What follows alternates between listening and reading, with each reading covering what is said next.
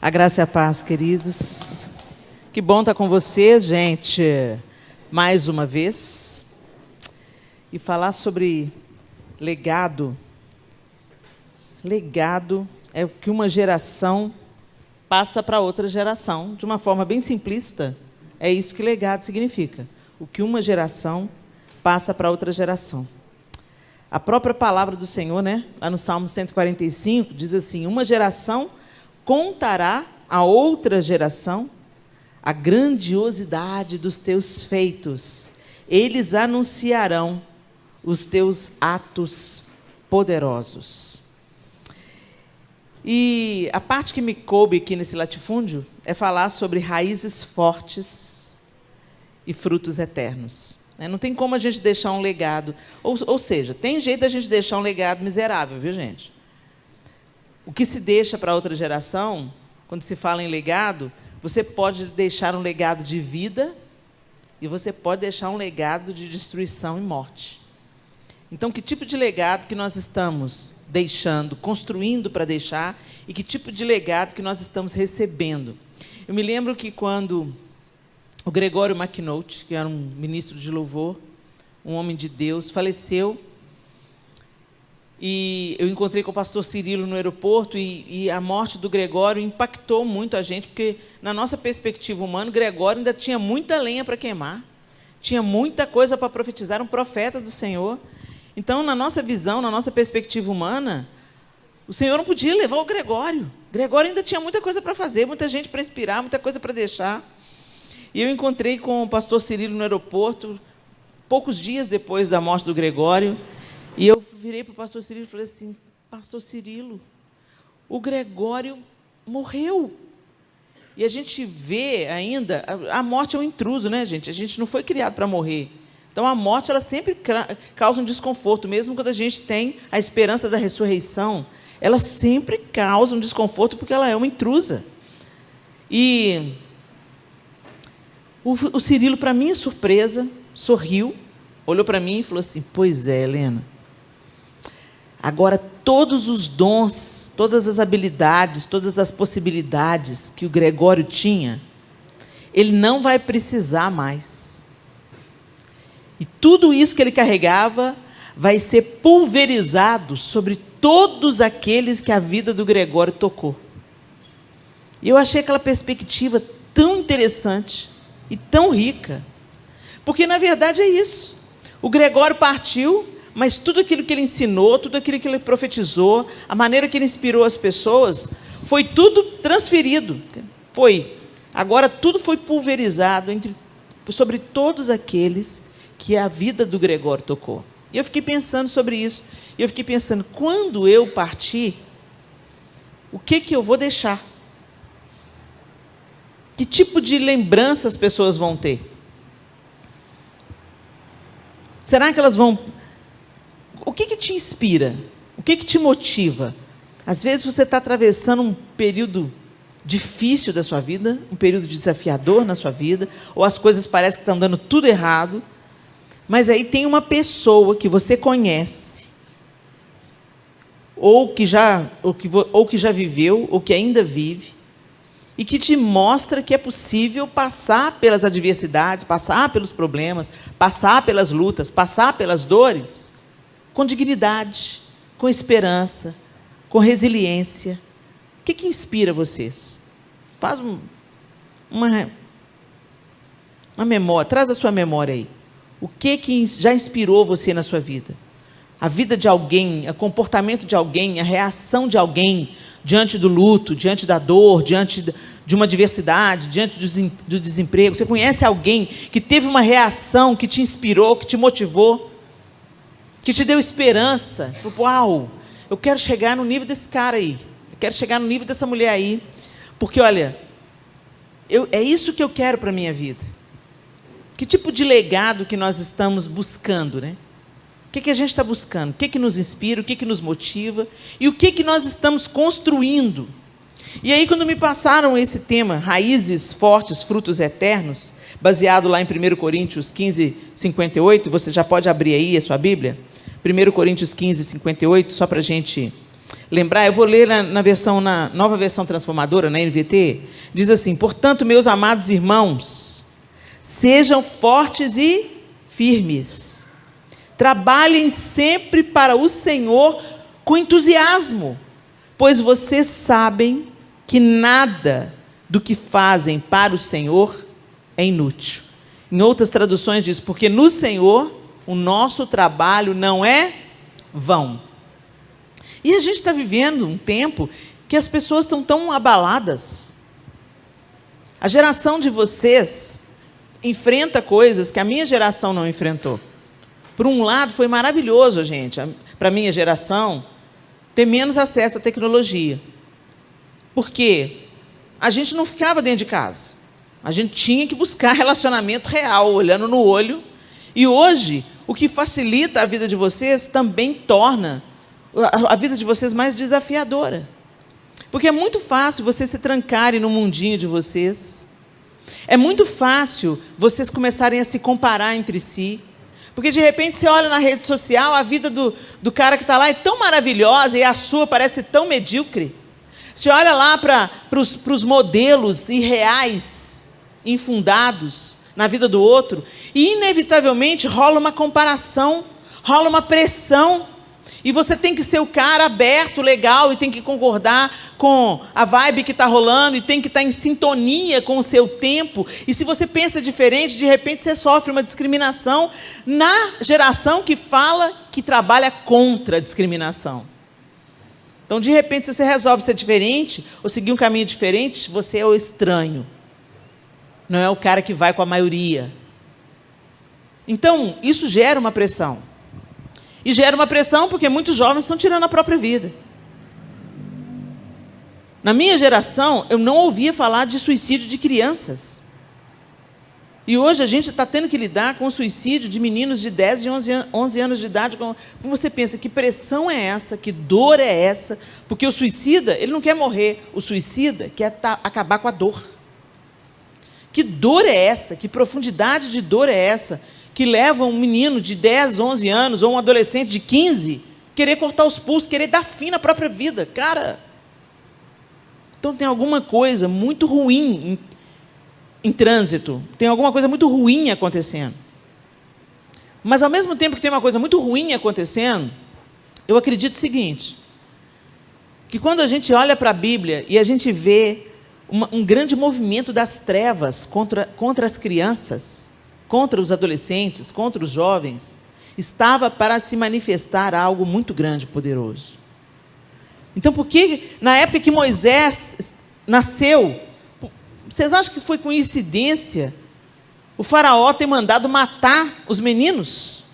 Vocês acham que foi coincidência? O que moveu o coração de faraó? Que ódio é esse? Vocês acham que foi realmente só o medo do povo que estava se multiplicando, do povo hebreu se multiplicando no Egito, e que podia ser uma ameaça para ele? Essa pode ter sido a explicação mental que ele recebeu pela sugestão de Satanás para exterminar um povo.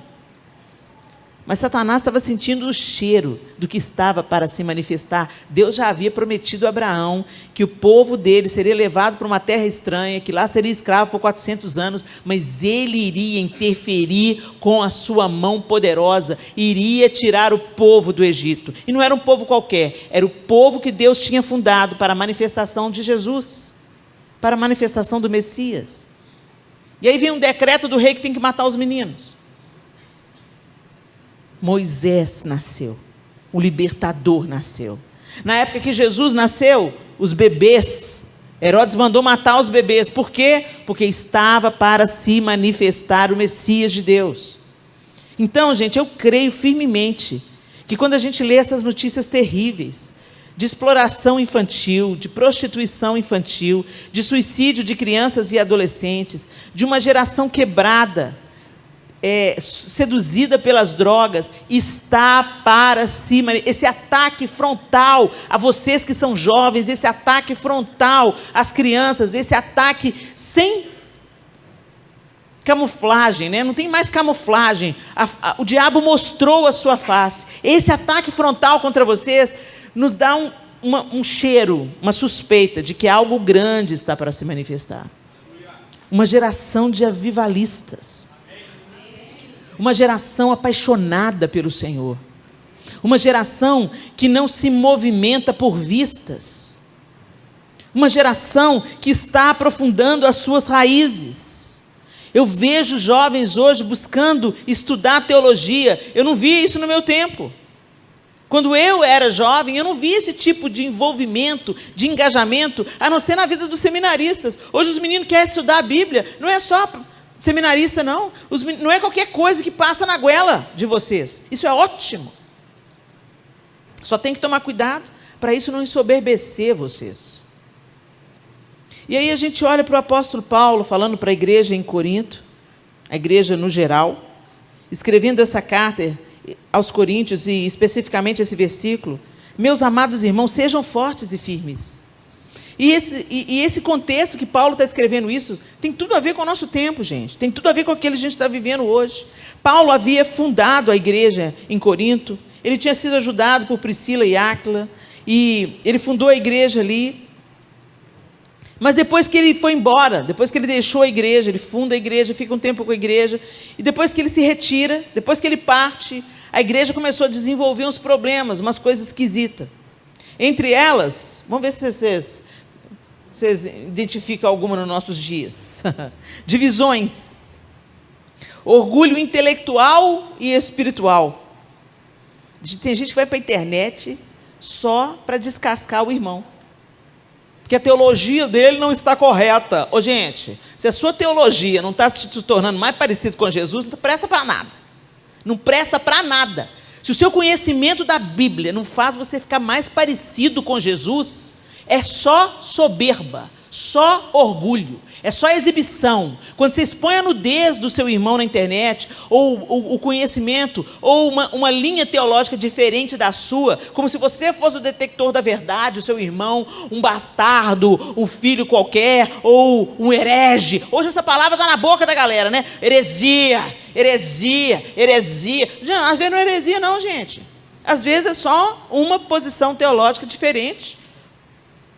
Ou, às vezes, é um ensino equivocado que a pessoa teve por causa da escola dela. Não porque ela é um falso profeta. Agora, todo mundo que prega alguma coisa que você não concorda, falso profeta. Ô, gente, chamar o irmão de falso profeta é pesado, hein? A maneira da gente combater o ensino equivocado é levando a verdade, ensinando a verdade. E se o irmão está insistindo no ensino equivocado, é hora daqueles que têm mais conhecimento se reunirem, marcar uma reunião com o irmão e exortar o irmão em amor, e não expor a nudez dele na internet. E é isso que está acontecendo nos nossos dias, e é isso que estava acontecendo lá em Corinto. Tinha uma galera lá se achando melhor do que os outros, porque falava em línguas. Eu falo em línguas, você não fala, miserável. Então eu sou mais espiritual do que você.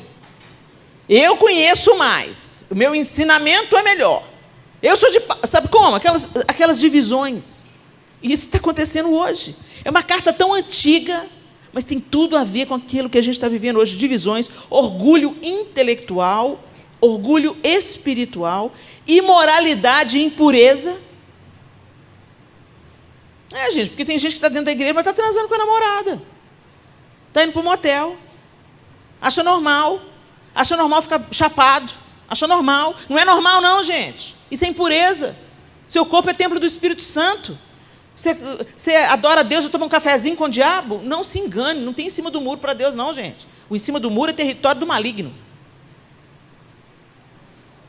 Causas na justiça contra os irmãos. Irmão levando o outro na justiça.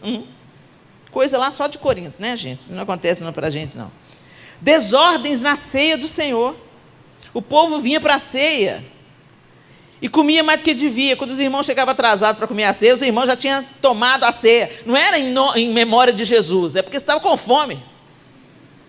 E hoje tem gente fazendo ceia com Coca-Cola. Isso é desordem na ceia, né? Só lá em Corinto, né, gente? Aqui não. Aqui no Brasil, não. Na igreja moderna, não. Cristãos participando... Olha o que estava acontecendo lá em Corinto. Cristãos participando de festas pagãs com comidas oferecidas a ídolos. Não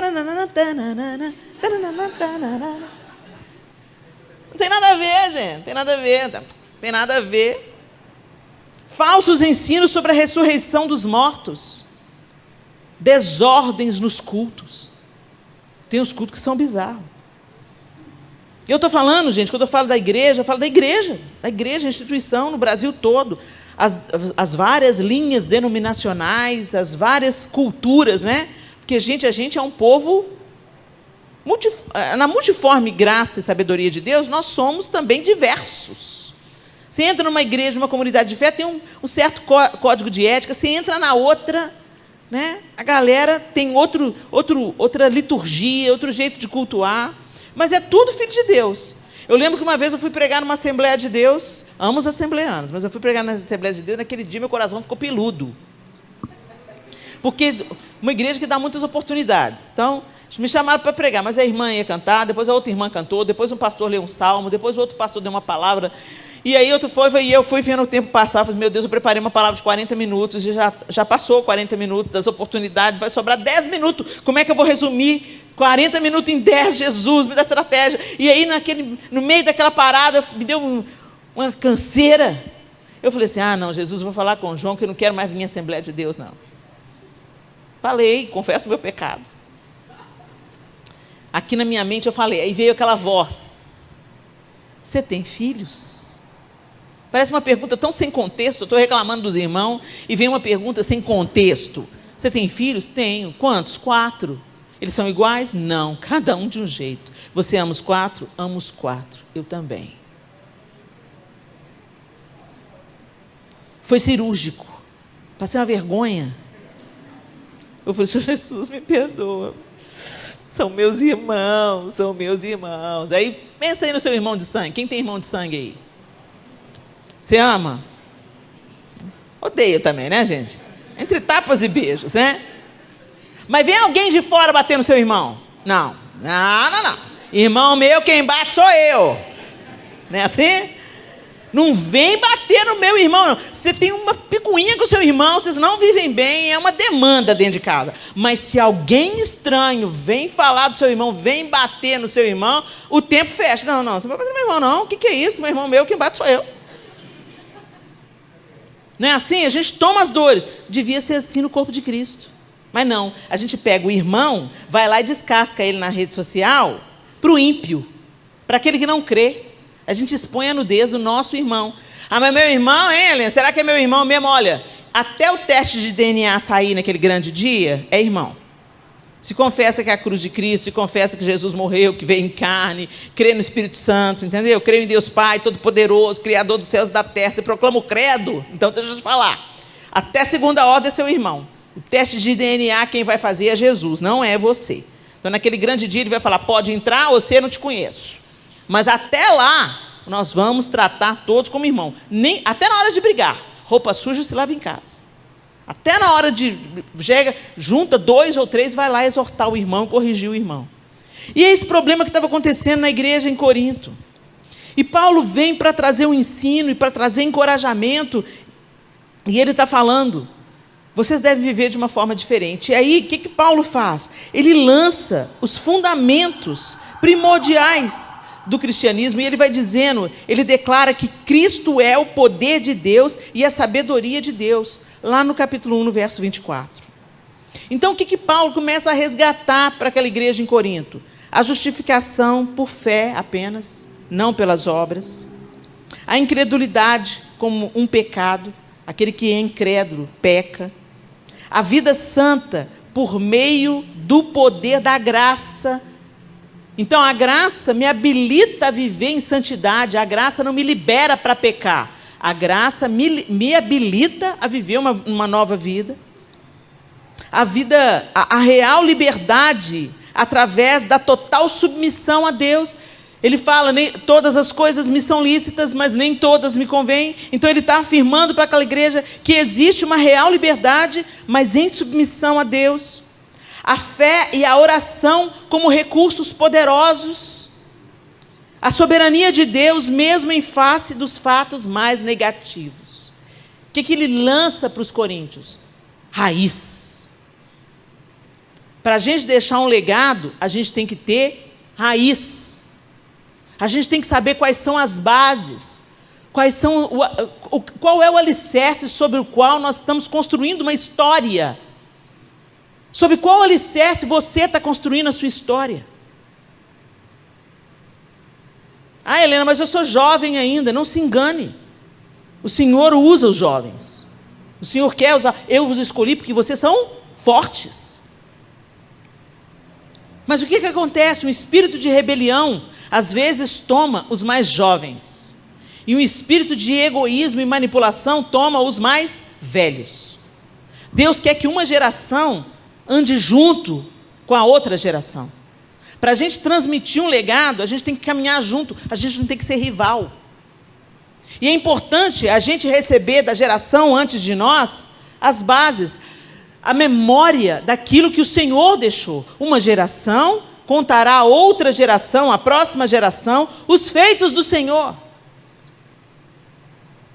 A gente tem que, nós como mais velhos, temos que ensinar a próxima geração, lembrar a próxima geração das bases, dos fundamentos, dos alicerces, das raízes, para que os frutos sejam saborosos, sejam abundantes e nutram a próxima geração depois deles. Então você que é jovem, pensa, mas o que eu posso oferecer? Tudo. Você tem juventude, você tem vigor, você tem inteligência, você tem capacidade. E você tem gente mais velha te instruindo. Tem gente mais velha pagando um preço por você. Tem gente mais velha te ensinando. Tem gente mais velha te aconselhando. Como o apóstolo Paulo estava aconselhando aquela igreja nova, aquela igreja neófita, aquela igreja que tinha acabado de nascer, aquela igreja de gentios que tinha acabado de nascer em Corinto. Eles sabiam tão pouco da fé, mas o apóstolo Paulo estava ali para fortalecer as bases, para lembrá-los dos fundamentos. E nós, como mais velhos, nós temos que lembrar a próxima geração dos fundamentos. Mas vocês que são jovens, vocês têm que estar dispostos a aprender. E eu me lembro bem quando eu tinha a idade de vocês. Foi outro dia. E como eu era arrogante. Quando meu pai e minha mãe vinham me aconselhar, eu falava, eu já sei. Eu já sei. Ô fulano, você sabe? Ih, mãe, eu já sei. A gente tem uma coisa que eu acho que é inerente ao jovem, pelo seu vigor, pelo seu entusiasmo, pela sua vontade de desbravar o desconhecido, por essa vontade que a gente tem de dominar o mundo. Junto com isso, no pacote, vem o que eu chamo de arrogância juvenil. Você pensa que você sabe tudo, mas você não sabe. Você pode até saber um tanto de coisa mais do que seu pai e sua mãe. Sabe quando a gente pede assim, aqui, o que é isso aqui nesse negócio aqui? Por que bloqueou? Me ajuda aqui, pelo amor de Deus. Mãe, pelo amor de Deus, mas você não aprendeu isso até hoje. Eu já te expliquei 3 vezes. Não é assim, gente? É fato. Porque vocês vivem uma realidade que nós não vivíamos. Vocês já nasceram com uma placa-mãe diferente. A gente está ligado lá na época do... Deixa para lá. Mas tem uma coisa que a gente não ganha intelectualmente. A gente ganha com a vida. Porque eu vivi muito mais anos. Eu escutei muito mais coisas. Eu vi a experiência de muito mais gente que você ainda não teve tempo de ver. Vocês não são inferiores por causa disso. Só não teve tempo. Vocês já sabem um tanto de coisa, mas vocês não sabem de outras tantas. É por isso que o apóstolo Paulo, na carta aos Efésios, ele diz assim, enchei-vos do Espírito, sujeitando-vos uns aos outros no amor de Cristo. Nós precisamos uns dos outros. Nós temos que aprender. Você pode aprender com o analfabeto. Teve um dia que eu fui levar um cinto para dar um furo no sapateiro. Cheguei lá, encontrei o seu Joel. E o seu Joel falou assim, não, pode ficar aí que eu vou furar os cintos agora mesmo. Eram uns 3 cintos. E ele foi conversando comigo. Meu Deus, como Deus falou comigo naquela tarde através do sapateiro. Como Deus me ensinou, como Deus me encorajou, como Deus me animou através do sapateiro. Então, aquele que é parecido com Jesus, e esse é o nosso propósito como cristãos, está com os ouvidos atentos para aprender dos mais velhos, dos amigos, daqueles que aparentemente não têm nada para te ensinar, mas tem. Você tem sempre algo novo para aprender e vai morrer sem saber um tanto de outras coisas. Então, por que essa arrogância? O plano de Deus para nós é que as nossas raízes sejam profundas. E eu quero trazer para vocês aqui um exemplo que a própria Bíblia diz. Lá no Salmo 92, do 12 ao 15, diz assim, o salmista diz assim: os justos florescerão como a palmeira, crescerão como o cedro do Líbano, plantados na casa do Senhor, florescerão nos átrios do nosso Deus. Mesmo na velhice, darão fruto, permanecerão viçosos e verdejantes, para proclamar que o Senhor é justo. Ele é a minha rocha, nele não há injustiça. Olha isso. Ele comparou aquele que teme ao Senhor, aquele que foi justificado, com duas plantas: a palmeira e o cedro do Líbano. Deixa eu contar para vocês as características dessas plantas. A palmeira tem raízes profundas. A raiz da palmeira pode ter até 300 metros de profundidade. Já pensou o que é isso? 300 metros de profundidade. A nossa vida com Deus, ela precisa ser cultivada no secreto. Vocês estão aqui nessa conferência de jovens, isso é maravilhoso. Vocês estão ouvindo o ensino, vocês estão sendo encorajados, vocês estão recebendo equipamento, mas deixa eu te falar, você tem que ir para a sua casa e desenvolver as suas raízes. E por que a palmeira tinha 300, pode chegar até 300 metros? Porque ela vai buscando água. Porque a palmeira, ela vive numa região desértica. Então, ela tem que buscar água, então ela tem que buscar o lençol freático, e ela vai entrando, até achar água, porque é dessa água que ela extrai vida. Mas a gente não vive assim. Uma característica da igreja no Ocidente é que a gente é muito superficial. Isso eu estou falando das gerações no geral. A nossa vida de oração é rasa. A nossa leitura da bíblica é superficial. Você fica ali só nos Salmos e Provérbios, pula Deuteronômio, pula Levítico. Se eu fizer uma pesquisa aqui, quem é que já leu a Bíblia toda mais de uma vez, eu sei que a minoria vai levantar a mão. Como assim?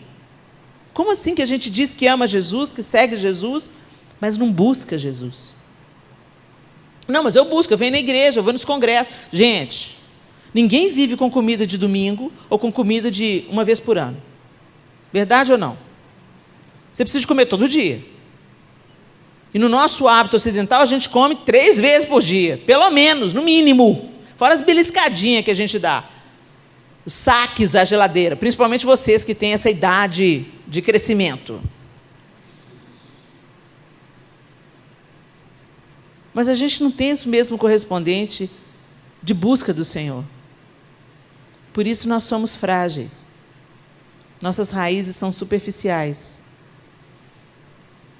Nas tempestades de areia que a palmeira enfrenta, ela enverga, mas ela não é arrancada.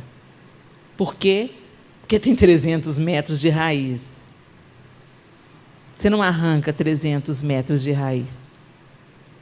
Vocês estão entendendo por que o salmista comparou a vida do justo? Porque o justo busca água. O justo busca a Deus. E as raízes vão sendo fortalecidas para você aguentar a faculdade, para você aguentar a pressão do seu tempo, para você aguentar as ideologias fake do nosso tempo. aquilo que parece verdade, mas é uma mentira bem contada. Como é que você rebate isso? Com uma raiz de 300 metros. O vento vem, você enverga. Você pode até ficar inseguro, você pode até duvidar, você pode ter crises de fé, mas você não será arrancado. E a outra planta, olha, gente, mais umas características da palmeira: não se quebra. Ela cresce na vertical e no deserto, suporta ventos de até 150 quilômetros por hora. Se curva, mas não se quebra. E ela só floresce em ambientes quentes. Então, deixa o seu coração aquecido, não fica morno, não. Não fica morno, não. Não deixa esfriar, não. Porque no ambiente quente, aquecido pelo amor do Senhor, pela comunhão dos santos, você floresce. O cedro do Líbano. Olha isso, gente. Nos 3 primeiros anos de vida do cedro, ele cresce 5 centímetros para cima da terra. 5 centímetros. Nos 3 primeiros anos, 5 centímetros para cima da terra. Sabe quanto para baixo? 1,5 metro. Para cada 5 centímetros para cima, 1,5 metro para baixo. Ele chega a 40 metros de altura e 14 metros de diâmetro. É uma árvore frondosa. As rochas não são obstáculos. Quanto mais pedras, mais obstáculos, mais ele vai crescer. É a isso que você é comparado. É a isso que eu sou comparado. É símbolo de força e de longevidade. A sua madeira foi usada na construção do templo. A resina serve para mumificação. A casca é usada no tratamento da lepra. Ou seja, tudo do cedro se aproveita. Presta atenção, gente. Você é comparado à palmeira e ao cedro. Será que é isso mesmo? Será que hoje você é um cedro? Ou está se tornando um cedro? Será que tudo na sua vida aproveita, constrói, preserva, cura? Porque de tudo se aproveita no cedro. Será que você parece com a palmeira? Vem as adversidades, vem as ideologias, vem a pressão do professor da faculdade, vem a ridicularização dos colegas, mas você enverga, mas não é arrancado. Será que é isso? E é isso que vai deixar um legado para a próxima geração. Não é você ser legal e aceito por todo mundo. Não é você ir com a manada. Não é você fazer o que todo mundo faz. Isso não deixa legado nenhum. Não um legado de vida. Não esperança para a próxima geração. Quer você queira, quer não, tem alguém de olho em você. Em mim, Helena? Mas eu só tenho 18 anos, eu só tenho 19 anos. A próxima geração, a geração antes de você, já está de olho em você. Seu irmão mais novo já está de olho em você. Seu priminho pequeno já está de olho em você. A filhinha da sua vizinha já está de olho em você. Você já é um referencial para alguém? Você já pensa na vida que você está vivendo? Você está construindo alguma coisa para ser passado como um bastão? Ou será que você pensa que é tudo sobre você? Porque essa é mais uma característica de quando a gente é jovem. A gente pensa que o mundo gira a nosso serviço. Essa é uma característica não só dos jovens, mas da imaturidade. Tem gente com 45, 50 anos que só pensa no próprio umbigo. Aí entra a maturidade, não a idade. A vida não gira em torno de você. Por isso que o Pai é nosso. Pai nosso que estás no céu, santificado seja o teu nome. Não é pai meu que está no céu. Gente, hoje a gente vive um evangelho tão autocentrado, tão ególatra. Ai, Deus tem que satisfazer os meus planos, Deus tem promessas para mim, Deus tem promessa para você e tem promessa para quem está do seu lado aí, ó. Você não é melhor do que ninguém, não.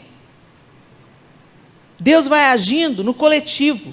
Ele está trabalhando com você, e Ele está trabalhando com a sua família, e Ele está trabalhando com o seu colega de escola, Ele está trabalhando na faculdade. Sabe como, gente? Deus não dá ponto sem nó.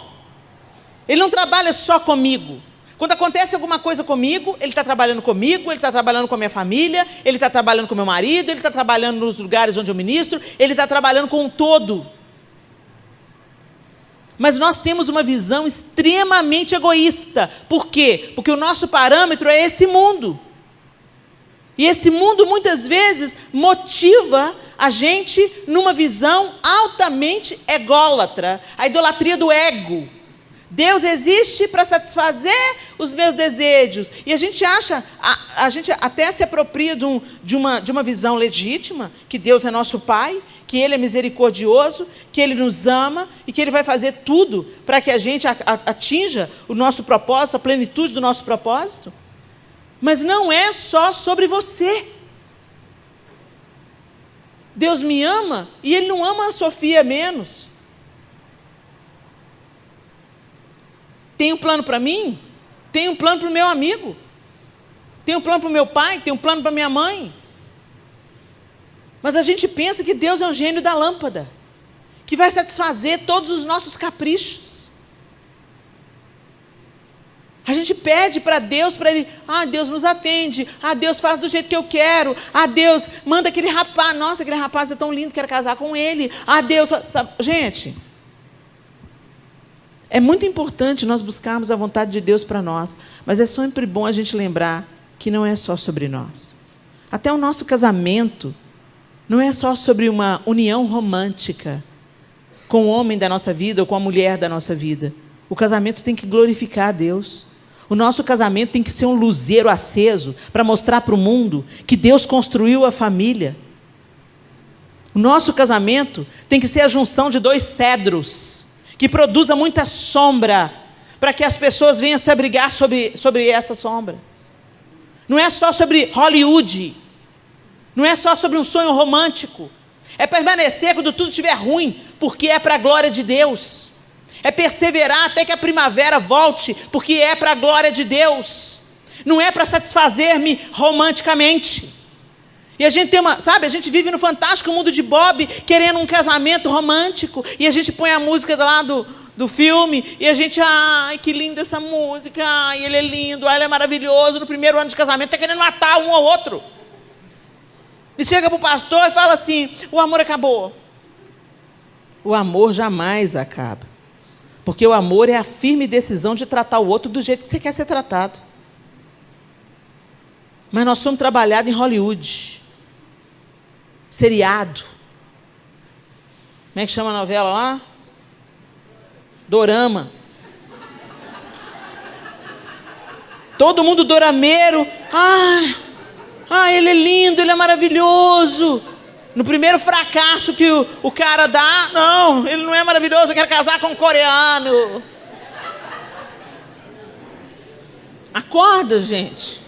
Acorda, é muito legal a gente ver, ter os entretenimentos, curtir as coisas, ok, mas olha, gente, não se engane, o mundo jaz no maligno, e o diabo não vai perder uma oportunidade de manipular o seu pensamento, e a forma mais eficaz dele manipular o seu pensamento é no entretenimento, cara, porque no entretenimento você não percebe que está sendo enganado, e você vai comprando uma verdade do diabo ao invés de comprar a verdade de Deus. Você abraça um propósito romântico e ilusório ao invés de abraçar o propósito de Deus. Eu não estou dizendo que você tem que casar com uma mocreia só para cumprir o propósito de Deus, não. Estou dizendo assim, não, eu vou casar para o propósito de Deus, não sinto atração nenhuma por ela, ela é uma jararaca, mas vamos casar. Não funciona assim também, gente. Tem que ter um mínimo de empatia, de atração, de querer estar junto, de querer construir alguma coisa junto. Mas isso só não basta. Tem que aprofundar a raiz. Sai. Coraçãozinho. Ai, ele é tão lindo. A mulherada está indo para a Coreia. A mulherada parou de ir para a Disney, está querendo ir para a Coreia na ilusão de achar um coreano. Oh, gente, para, gente, vamos crescer, gente. Aprofunda a raiz. Essa raiz tem que ter 300 metros. Olha, um homem de verdade, que seja um cara de caráter, que seja um cara que gosta de trabalhar, que seja um cara que ama a Deus mais que ama você, porque se ele amar a Deus mais que ama você, ele vai te cuidar como uma princesa. E que a união de vocês seja para a glória de Deus, não seja apenas para se satisfazer mutuamente. Vocês estão entendendo? Eu estou ilustrando aqui com a ideia do casamento, porque eu sei que é um sonho que passa pela cabeça dos jovens, construir uma família. Mas o pano de fundo desse sonho, muitas vezes, é o ideal hollywoodiano, mentiroso, fake, superficial. E que cria muita frustração. Hoje, mulher devia ser... Um terapeuta amigo meu disse que mulher só podia ver filme romântico depois de 45 anos de idade. Gente, porque a gente já é romântica de natureza. Aí fica viajando na maionese. Vê o dorama e fica esperando achar o cara igual ao dorama. Não vai achar nunca. Porque o homem de verdade não parece com os caras do dorama, entendeu? Eles são uma ilusão. E às vezes você despreza um cara que é temente a Deus, um cara que ama Jesus, um cara que, sabe, está disposto a dar a vida pela esposa, está disposto a amar o Senhor acima de todas as coisas. Um cara que tem sonho missionário. Missionário? Não tem chamado missionário. E a gente acaba vivendo a vida inteira para o nosso próprio umbiguinho. Para a gente produzir frutos eternos. Para os frutos da nossa vida serem saborosos. Para nutrir a próxima geração. Nós temos que sair da superficialidade. Nós temos que quebrar o padrão hollywoodiano. Nós temos que filtrar as coisas que nós absorvemos. E nós temos que buscar o propósito de Deus para nós, o sonho de Deus para nós. Que o nome dele seja glorificado, que o evangelho seja expandido. Tem gente que diz, mas qual que é o meu propósito? O seu propósito é glorificar a Deus. Mas eu não sei do meu propósito. O seu propósito é tornar Jesus conhecido. O seu propósito é ser testemunha de Jesus, seja no seu trabalho, seja através da sua profissão, através do seu casamento. O seu propósito é o ID, é anunciar que há uma esperança, é anunciar que há um Cristo que morreu, ressuscitou e voltará. É saquear o inferno. Esse é o nosso propósito, não tem conflito nisso, gente. Mas qual que é o propósito de Deus para mim? O mesmo que é para o seu irmão, o mesmo que é para a igreja do Senhor. Mas a gente está tão trabalhado no egoísmo, que a gente fica, sabe, querendo que o profeta venha, põe a mão na nossa cabeça, fala isso que te digo, o meu plano para ti é esse, a minha promessa é essa. E a gente faz as listas para Deus. Não estou dizendo que a gente não pode fazer listas para Deus, não, gente. Faz listas para Deus, porque Deus é Pai. Deus é Pai de verdade. E até os nossos rabiscos Ele entende. Quando os meus filhos eram pequenos, rabiscava o negócio que eu precisava de tradução. Que lindo! Fala para a mamãe, o que você desenhou? Aí tinha um rabisco assim, é um pato. Aí eu punha uma setinha, pato. Para eu não esquecer. E com Deus é a mesma coisa. Ele nos ama. É claro que Ele quer o melhor para nós. Mas nem tudo vai ser fácil. Nem tudo é um caminho de flores. Nem todas as nossas vontades vão coincidir com a vontade de Deus. Vocês estão entendendo? E aí a gente tem que acreditar que o propósito de Deus é melhor do que o nosso, que o caminho de Deus é mais elevado que o nosso, que Ele nos ama tanto, que Ele não vai fazer nada para nos prejudicar. É confiar, mergulhar e deixar que o Senhor aprofunde nossas raízes. que a gente saia da superficialidade. O apóstolo Paulo estava convidando os coríntios a sair daquela meninice, a sair daquela disputa de poder, a sair daquela vaidade. Eu sou mais espiritual, eu falo em línguas. Qual é o dom que você tem? Eu não tenho. Eu falo em línguas. Com escândalos na ceia, com tanta meninice, que tinha o poder de destruir a igreja em Corinto. Então, vocês que são jovens, não desprezem o conselho de quem já viveu mais do que vocês. Vocês sabem quem é sério em Deus. Idade, gente, infelizmente, não é garantia. Eu conheço uns cabeça vazia de 50 anos. Idade não é garantia. Mas você sabe quando uma pessoa é madura na fé. Quando ela tem uma fé consistente. Quando ela passa pelas tribulações e permanece fiel. Quando ela passa pelas lutas e sai lá do outro lado. Quando ela permanece em pureza, mesmo quando as tentações vêm. Você sabe até entre vocês, jovens, quem é o crente mesmo e quem é aquele que está assim, Jesus, será? Aquele que fica flertando com o mundo. Você sabe. Você que está assim flertando com o mundo, firma o toco. Acorda para a vida. Porque o diabo não está querendo te arranhar não, bebê. Ele está querendo te matar. Então acorda para a vida. Agora, vocês que estão aí procurando se firmar na presença de Deus, buscando ao Senhor, escuta os conselhos dos mais velhos. Procura as pessoas maduras. E busquem estratégias em Deus para aprofundar as suas raízes. Melhora a sua vida devocional. Mergulha nas Escrituras Sagradas. Estuda. Não vai ler para dar o check no devocional, para falar para os seus amigos, eu fiz o devocional. Não, gente, é entre você e o Espírito Santo de Deus. Quem está apaixonado, lê as cartas de amor. Quem está apaixonado, lê as cartas de amor até querer entender o que está nas entrelinhas. Quem está apaixonado quer conversar todo dia. E nós precisamos de nos apaixonar pelo Senhor. Porque são os apaixonados pelo Senhor que deixam um legado de vida. Que deixam um legado de fé. De resiliência, de caráter, de integridade. É quem permaneceu no meio da tempestade. É quem curvou, mas não quebrou. É quem não foi arrancado na tempestade de areia. E é quem floresceu, frutificou, deu sombra. A característica do cedro do Líbano, quanto mais pedra, mais forte ele cresce. Quanto mais obstáculos no solo, mais fortes as raízes são. As dores que vêm na nossa vida não são para nos destruir, são para nos fortalecer. Então não seja mimimi não, gente. Aprofunda as raízes até encontrar água. Até encontrar substância. Até encontrar Deus.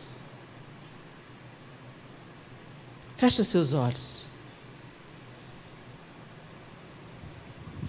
Eu queria que você pensasse na vida que você está vivendo até aqui.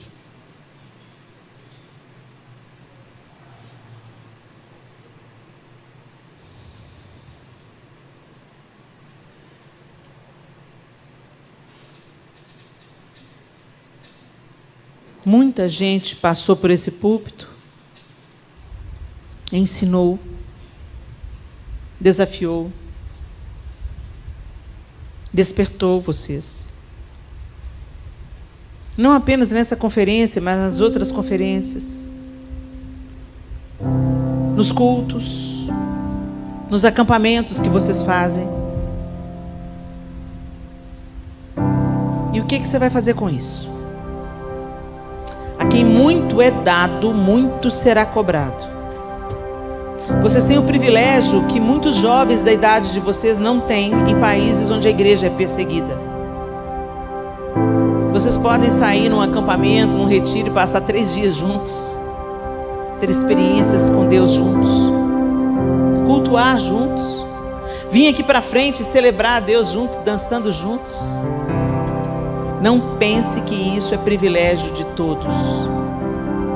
Existem países que têm moças e rapazes da idade de vocês que não podem ter uma Bíblia, e você tem e não usa. Você recebe ensino, entra no ouvido, sai no outro.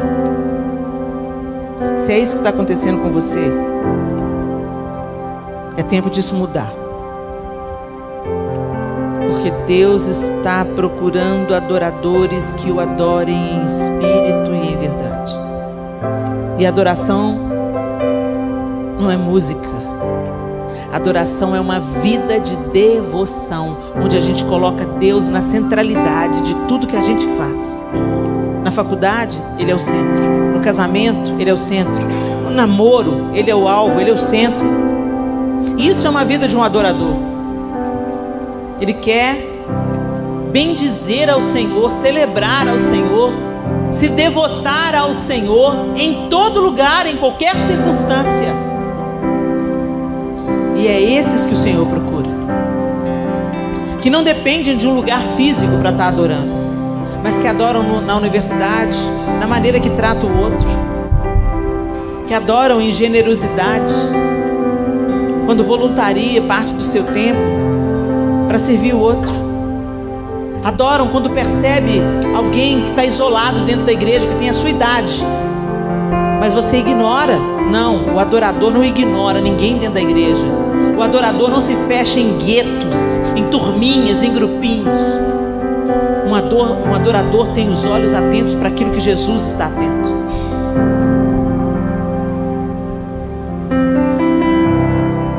Aprofundar raízes é fundamental. E não existe isso se a gente não busca uma vida de adoração ou uma vida de devoção. O devoto é aquele que negocia qualquer coisa para expressar o seu amor prático. Não amor de balela, não amor de canções e camisetas. Um amor que faz, um amor voluntário, um amor que se entrega. Jesus amou, por isso Ele deu a sua vida. Deus amou, por isso Ele deu Jesus. E nós? O que nós vamos deixar para as pessoas que vêm atrás da gente? E o que nós estamos absorvendo e recebendo daqueles que já estão adiante de nós?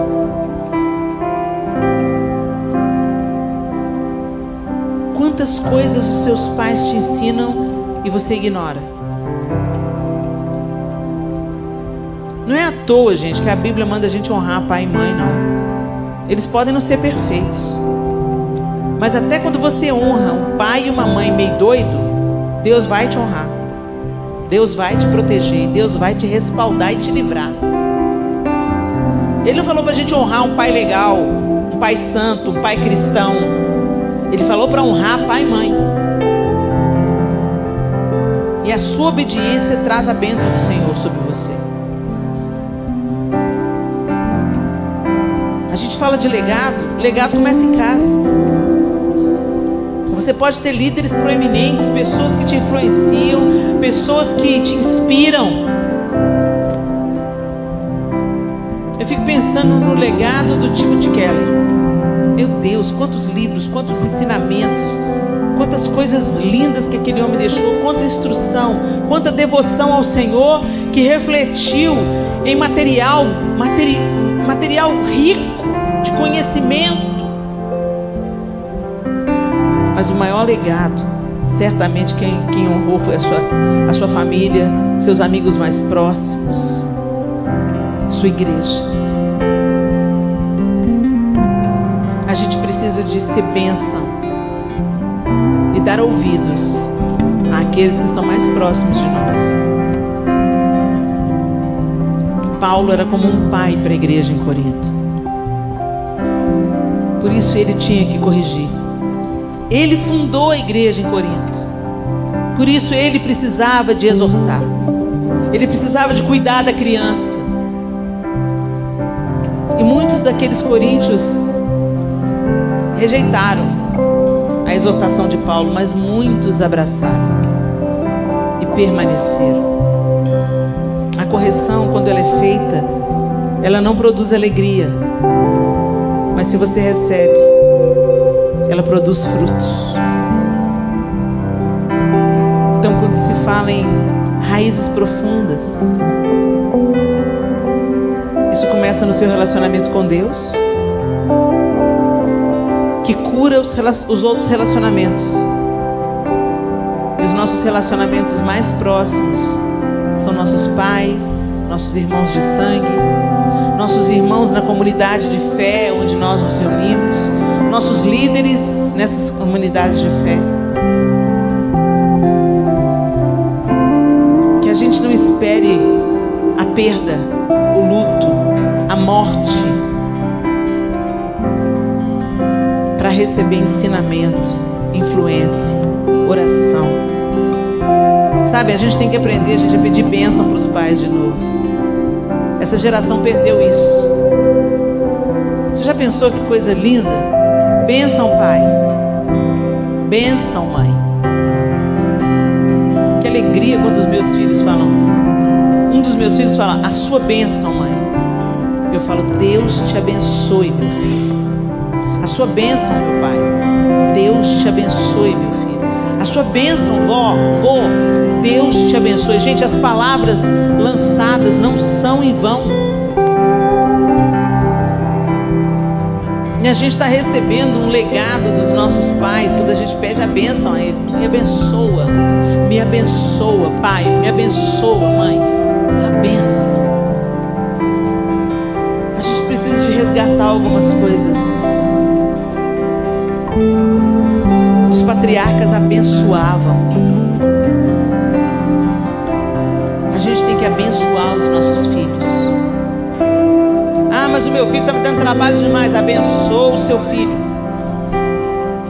Eu me lembro quando um dos meus filhos estava esquentando muito a minha cabeça no final da infância, início da adolescência. Eu pensei, meu Deus, esse menino na adolescência vai me dar trabalho demais. E eu comecei a profetizar. Eu punha a mão na cabeça dele e falava, Arthur, você é uma bênção.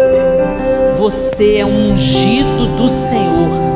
Você vai dar trabalho para o inferno, Arthur. Abençoe, abençoe, abençoe. E eu quero liberar uma palavra de bênção para você que tem de 25 anos para baixo. Eu queria que os que têm menos de 25 anos ficassem de pé no seu lugar.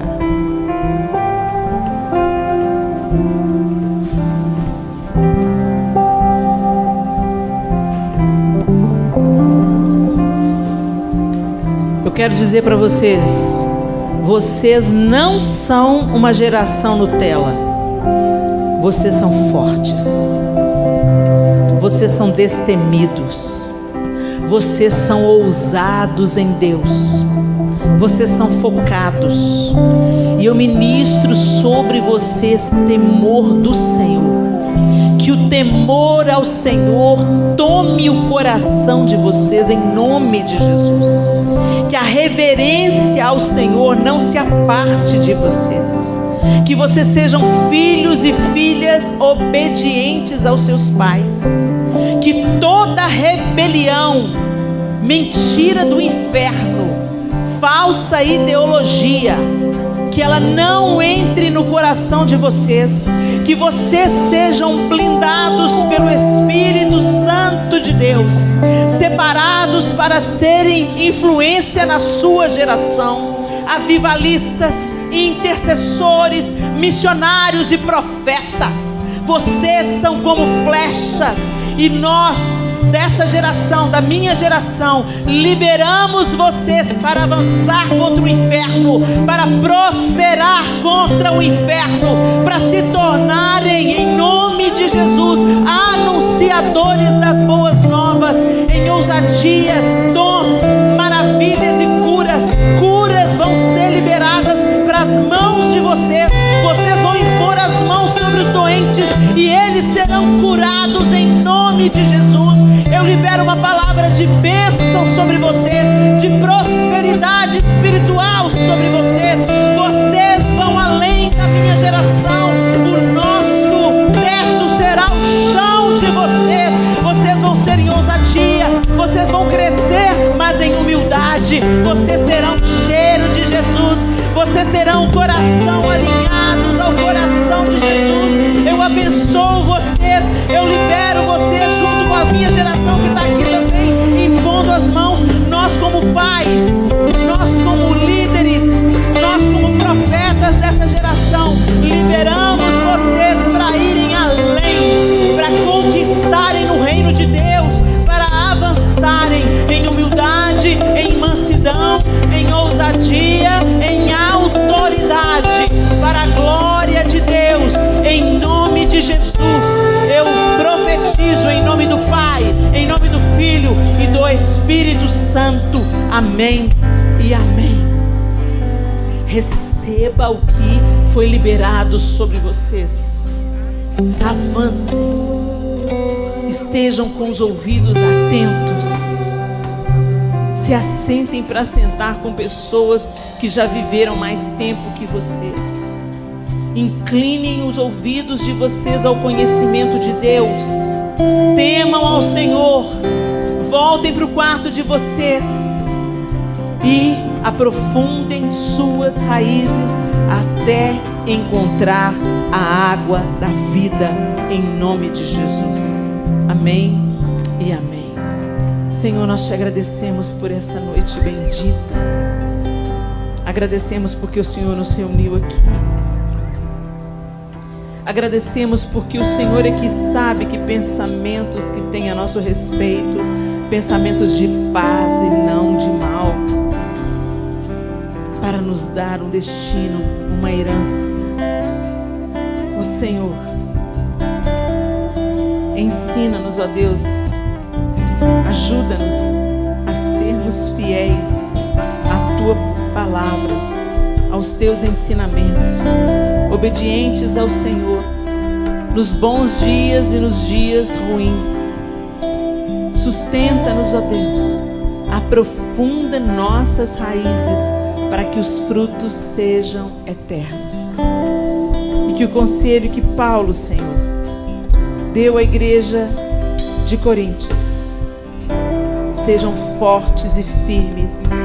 Trabalhem sempre para o Senhor com entusiasmo, pois vocês sabem que nada do que fazem para o Senhor é inútil.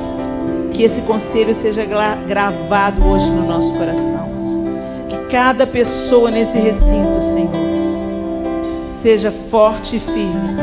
Trabalhe sempre para o Senhor com entusiasmo, porque no Senhor o nosso trabalho não é vão. Nós oramos em nome de Jesus. Amém e amém. Deus abençoe vocês.